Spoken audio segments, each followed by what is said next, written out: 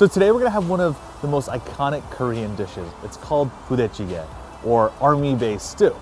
This is a bizarre dish. It has hot dogs and spam and ground beef and instant noodles. It has an amazing history, how the dish was invented and how it became popular. So we're gonna go try it at this restaurant called Tanseongsa in Dallas. Let's go.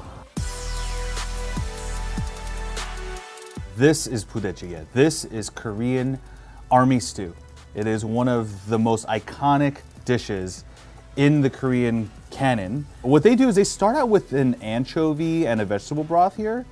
Then they add all the meats. When you make this dish, it's actually pretty easy. You just do all your prep, and then you have a soup base, you add a little bit of seasoning, and you just add the ingredients, bring it out, and you finish it on the table. Ooh. Wow.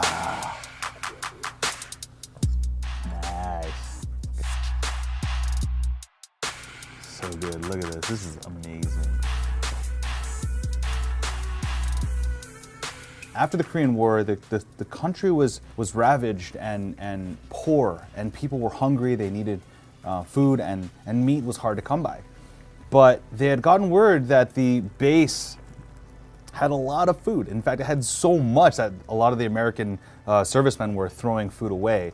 And some of that food was canned goods that were shipped over from the US. So that included spam, that included sausages and hot dogs. But of course, to make it more palatable, they're adding some kimchi and some vegetables, making into a stew that, you know, you wouldn't think, oh, these meats came from the trash.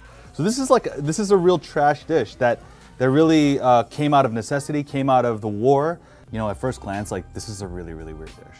Kind of unappealing if you don't like spam and hot dogs and ham, like canned ham. And of course there's Korean instant ramen noodles, which is great.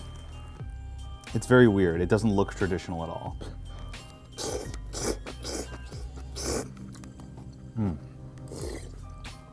So incredible. It's like this onslaught of flavor and spice and savoriness.